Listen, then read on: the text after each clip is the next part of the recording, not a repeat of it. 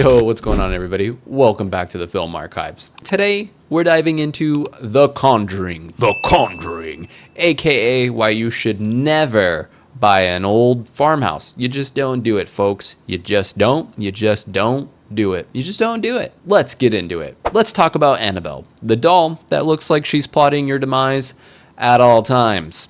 Apparently, in 1968, two friends, Debbie and Camilla, thought it would be a great idea to let a ghost named Annabelle Higgins possess their doll. However, spoiler alert, it wasn't a ghost. It was a demon. And demons, they just don't do tea parties. They do terror. Enter Ed and Lorraine Warren, professional ghostbusters with a side of Catholic guilt. They explained that the doll isn't possessed. It's just a demonic Uber transporting evil wherever it goes. You know, just kind of your typical Uber and Lyft driver. Not good. Not good at all. I would rate them 0 stars if I could. We then flip all the way back. We go all the way back to 1971. Then meet the Perrin family, who move into a farmhouse in Rhode Island with their 5 daughters. First red flag, their dog, Sadie, just refuses to go inside.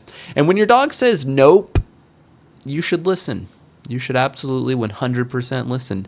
Within days, weird stuff starts happening. All of the clocks in the house mysteriously stop at 3:07 a.m. The wife, Carolyn, begins waking up with mystery bruises, and the poor dog, Sadie, well, poor Sadie, let's just say she doesn't make it. The family then finds a very mysterious, unfinished basement that had been boarded up.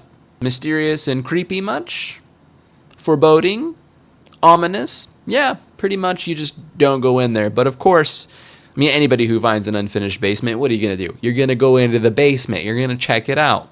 Let's see here. We have an unfinished basement. I can put my studio over there, a few pieces of workout gym equipment over there, and yeah, it looks like we still have some space left over for the kids. So naturally, what does the family do? Well, let's just say Carolyn, she calls the Warrens, who show up with their ghost hunting squad. Lorraine, who has psychic powers, immediately senses that something nasty has latched onto the family. And guess what? Moving, it won't help.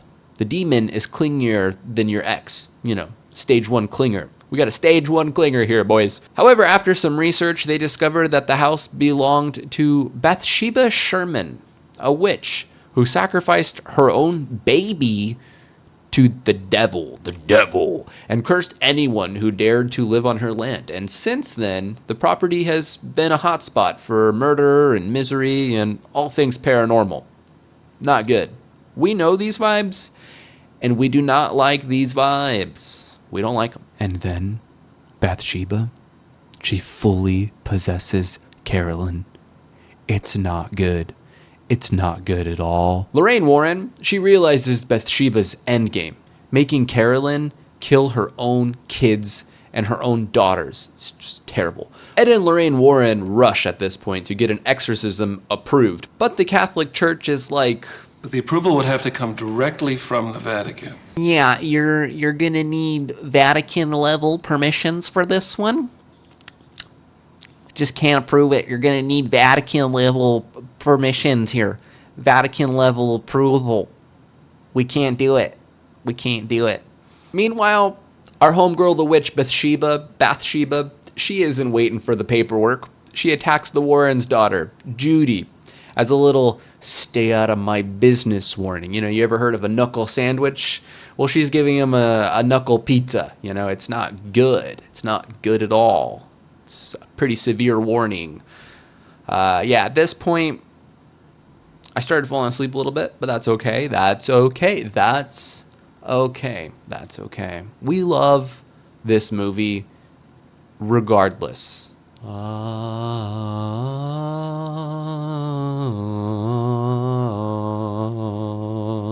Yeah, at this point, we're doing our own exorcists, pretty much is what the Warrens have come to.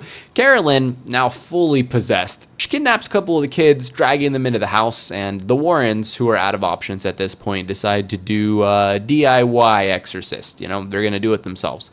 Ed ties Carolyn to a chair and goes full priest mode.